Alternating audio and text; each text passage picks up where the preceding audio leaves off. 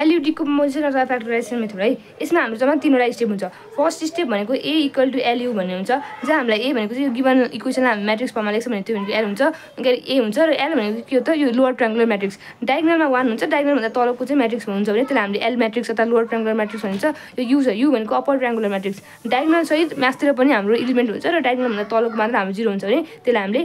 You matrix भन्ने। L भनेको के हो त, एल भनेको माथितिर चाहिँ 0 हुन्छ, यु भनेको के हो त तलतिर चाहिँ 0 हुन्छ डायगोनलभन्दा त्यति सम्झिने। एलमा डायगोनल 1 हुन्छ भने युमा चाहिँ हाम्रो डायगोनल युकै कम्पोनेन्ट हुन्छ। त्यति थाहा भइसकेपछि हामीले के गर्नु पऱ्यो, एल र यु भनेको हामीलाई मल्टिप्लिकेसन थाहा हुनु पऱ्यो। यहाँबाट हामीले क्यालकुलेट गर्छौँ यो सबैको component u11 u12 u13 l21 l12 होइन, यो सबै हामीले क्यालकुलेट गर्छौँ। यति क्यालकुलेट गरिसकेपछि हामीले एल भनेको अगाडिबाट क्यालकुलेट गरेर आएको भइहाल्यो। बी भनेको हामीलाई क्वेसन दिएको कन्सटेन्ट 3 5 8 भनेको हामीलाई बी हुन्छ। यहाँबाट हामीले z1 z2 z3 क्यालकुलेट गरेर z1 z2 z3 निकाल्न सक्ने भयौँ। अब थर्ड स्टेप भनेको के हुन्छ भने ux इक्वल टु z भन्ने हुन्छ, जहाँ हामीले z भनेको भर्खर क्यालकुलेट गरेर निकालेको 3 - 7 13 हो भने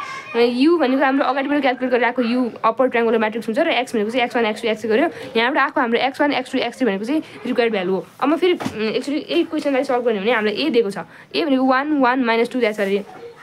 ए भनेको हामीलाई के देखाएको छ 1 1 - 2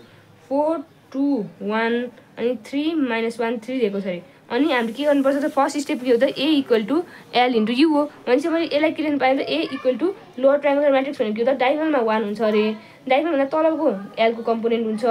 l31 l32 अरू सबै 0 हुन्छ अरे, र यो भयो एलको। अब हामी जान्छौँ UCO component u11 u12 u13 हुन्छ, अनि यो 0 यो 0 यो 0 हुन्छ, यो u33 u22 u23 यो होइन नि त हाम्रो। अब यसलाई मल्टिप्लिकेसन आउनु पऱ्यो हामीलाई। मल्टिप्लिकेसन भनेको के हो त, यो ए को टर्मलाई हामीले यहाँ एकै टर्म लेख्ने भइहाल्यौँ। अब यो 1 ले यो फर्स्टको कम्पोनेन्टले यो फर्स्टको कम्पोनेन्टलाई मल्टिप्लाई गरौँ पहिला। 1 ले u11लाई मल्टिप्लाई गर्दा u11 मात्र हुन्छ, 0 ले 0 लाई 0 हुने भयो, 0 ले 0 लाई 0 हुने भयो। अब फेरि हामी के गर्छौँ, यो सेकेन्ड कम्पोनेन्टले यही फर्स्ट कम्पोनेन्टलाई मल्टिप्लाई गर्छौँ भने चाहिँ के हुन्छ त l21 इन्टु u11 हुनुभयो, l21 इन्टु u11 हुन्छ, प्लस अब 1 ले 0 लाई गर्दाखेरि के हुन्छ 1 इन्टु 0 भनेको 0 हुन्छ, त्यही भएर हामी यो नलेखेको। अब फेरि यो थर्ड कम्पोनेन्टले हामीले यही फर्स्टको कम्पोनेन्टलाई गर्ने भयौँ, त्यो हुन्छ l31 into u11 l31 into u11 plus l32 into 0 l32 into 0 भनेको 0 हुन्छ, 1 इन्टु 0 भनेको 0 हुन्छ, हामी नलेखेको भइहाल्यो। अब फर्स्टको काम सकियो। अब हामी सेकेन्डमा जान्छौँ। यो कम्पोनेन्टले अब फेरि हामीले फर्स्टलाई गर्ने भयौँ भनेको के हुन्छ त 1 इन्टु u12 भनेको u12 नै हुने भयो, 0 इन्टु समथिङ भनेको 0 हुन्छ, त्यो नलेख्नु भइहाल्यो। अब फेरि हामी के गर्छौँ, यो सेकेन्डले फेरि यही कम्पोनेन्टलाई गर्छौँ भनेपछि के हुन्छ त l21 into u12 l21 into u12 plus यो 1 ले u22 लाई गर्दाखेरि 1 इन्टु u22 हुन्छ, अनि 0 इन्टु समथिङ भनेको 0 हुने भइहाल्यो। अब फेरि हामी के गर्छौँ, यो थर्डले फेरि यही कम्पोनेन्टलाई गर्ने हो, l31 into u12 l31 into u12 plus l32 into u22 l32 into u22 1 into 0 भनेको 0 हुन्छ, हामी नलेखेको भयो। अब यो पनि सक्यो। अब फेरि के गर्छौँ, यही टर्मले हामीले यसलाई मल्टिप्लाई गर्नुपर्ने भयो भनेको 1 इन्टु u13 भनेको u13 नै हुने भयो, अनि 0 इन्टु समथिङ भनेको 0 0 इन्टु समथिङ भनेको 0 हुन्छ, हामीले नलेखेको। अब फेरि यो सेकेन्ड लाइनले यो थर्ड लाइनलाई गर्नु पऱ्यो भनेपछि l21 into u13 l21 into u13 plus 1 into u23 1 into u23 0 into something भनेको 0 भयो, नलेखेको। अब फेरि यो थर्डको कम्पोनेन्टले हामीले थर्डलाई गर्नु पऱ्यो l31 into u13 l31 into u13 plus l32 into u23 l32 into u23 plus 1 into u33 भनेको 1 इन्टु u33 गऱ्यो। यहाँबाट हामीले मल्टिप्लिकेसन गऱ्यौँ। यो अगाडिको टर्म ए भनेको के हुन्छ, हाम्रो ए नै हुन्छ। अगाडिको टर्मलाई हामीले ए लेख्ने भने ए नै हुन्छ, 1 4 3 1 2 - 1 -2 भनौँ -2 -1 3 यो भनेको हाम्रो यति गर्न सकिहाल्यौँ। यति गरिसकेपछि हामीले के थाहा छ, यसलाई इक्वेट गरिदिन्छौँ हामीले equating.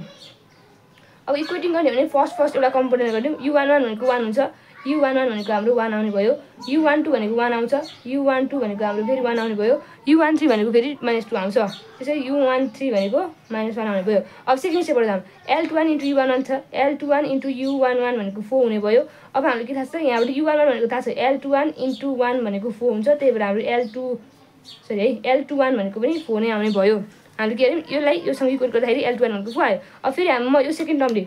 l21 into u12 plus u22 छ, हामीलाई के थाहा छ, u22 को भ्यालु थाहा छ, थाहा छैन, u12 को भ्यालु थाहा छ, थाहा छैन, l21 को थाहा छ, बल्ल l21 को थाहा छ, त्यही भएर मैले यसलाई छोडिदिने भयो। अब म जान्छु l21 र सरी यो l21 र l21 र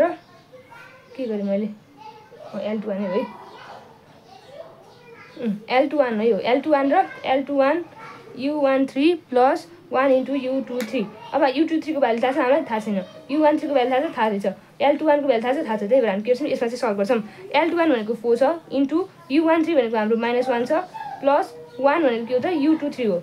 U23 को U23 नै भयो इक्वल टु यो टर्मलाई यो टर्मसँग क्याल्कुलेट गर्छ यो इक्वल टु यो हुन्छ त्यही भएर यो इक्वल टु -1 छ यो भनेको इक्वल टु -1 यसलाई क्याल्कुलेट गर्यो भने U23 को भ्यालु पनि आउँछ कति आउँछ U23 को भ्यालु भने U23 को भ्यालु 9 आउँदो रहेछ है 4 भने कसरी आउँछ 9 यो माइनस हुँदैन यहाँ प्लस छ भनेपछि यहाँ प्लसै हुन्छ भ्यालु लेख्नमा चाहिँ 1 1 -2 1 -2 4 2 1 4 2 1 3 -1 3 3 -1 3 यो भनेको प्लस हुन्छ यो भनेको प्लस उतापट्टि नै गयो भने पनि यो U13 भनेको यो U13 भनेको -2 हुन्छ भनेपछि यो पनि हाम्रो -2 भयो है थोरै मिस्टेक भएछ अब फेरि यो -2 हो भने यो U13 भनेको के हुन्छ यो -2 हुन्छ यो -2 भएपछि U23 भनेको 9 आउने भयो कसरी भन्दाखेरि यो भनेको 1 छ 4 2 जा -4 into -2 भनेको -8 हुन्छ -8 उतापट्टि जाँदाखेरि +8 हुने भयो 1 + 8 भनेको 9 आउने भयो यहाँ के गर्यौं हामीले U23 को भ्यालु पनि 9 निकाल्यौं हामीलाई के थाहा छ L21 को भ्यालु पनि 4 थाहा भयो भनेपछि यहाँ के भयो U23 को भ्यालु थाहा छ तर U22 को थाहा छैन भनेपछि हामीले अब U12 पनि त थाहा छैन भनेपछि हाम्रो यो टर्म क्याल्कुलेट गरे L21 U12 + U22 L21 U12 + U22 गरे भने यो इक्वल टु 2 लेख्न पायौं 2 लेखिसकेपछि हामीले L21 भनेको 4 into U12 भनेको 1 प्लस U22 भनेको U22 हुने भयो इक्वल टु 2 गर्छौं अब भनेको 4 1 is 4 2 - 4 भनेको -2 आउने भयो U22 भनेको -2 आयो यहाँबाट है यति काम गर्यौं यो पनि लेख्यौं न त ब्राकेट बक्समा यसरी हामीले U12 अब यो सेकेन्ड लाइन पनि सक्यो अब थर्ड लाइनलाई कम्प्युट गरौँ L31 into U11 भनेको 3 हुन्छ अरे अर्को यो टर्म लेखौँ L31 into U12 plus L32 into U22 equal to यो बिचको टर्म हो त्यो भनेको -1 हुने भयो अब फेरि यता थर्डको term L31 into U13 plus L32 into U23 plus U33 भनेको यो थर्डको टर्म हो इक्वल टु 3 लेख्दिन पायौँ हामीले अब यसलाई सल्भ गर्छौँ हामीलाई L31 थाहा छैन U11 थाहा छ U11 भनेको थाहा छ यो भनेको 1 हुने छ L31 into 1 भनेको 3 हुन्छ भने L31 भनेको हाम्रो 3 नै हुने भयो यहाँबाट L31 को पनि भ्यालु आयो अब L31 भनेको 3 थाहा छ इन्टु U12 भनेको निकालेछ छैन भनेपछि U12 को U12 नै छोडौँ प्लस L32 भनेको निकालेछ L32 पनि निकालेछ छैन र U22 भनेको चाहिँ हाम्रो -2 आछ L32 इन्टु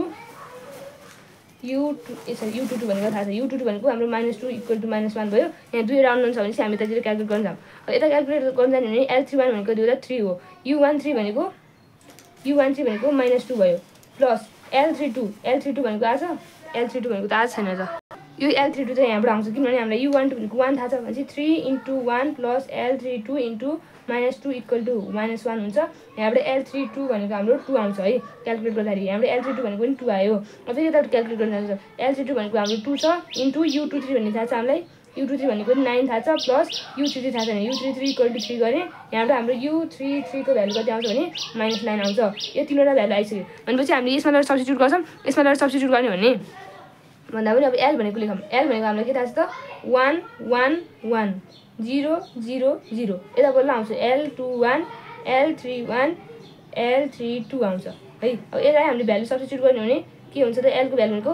1 को 1 0 0 अनि 1 0 1 अब L32 भनेको कति आछ L32 भनेको 2 आछ L31 भनेको कति आछ 3 आछ L21 भनेको कति आछ त 4 आछ 4 आयो हामीले L को पनि भ्यालु राख्यौं यो भनेको हाम्रो L को भ्यालु भयो अब U को भ्यालु राख्नु पर्यो U भनेको हामीलाई के थाहा छ त U11 U12 U13 0 0 0 यो भनेको के हो U22 U23 U33 अब हामी यसमा पनि भ्यालु सब्स्टिट्युट गर्छौं है अब यो भनेको त 0 0 0 केही पनि फरक परेन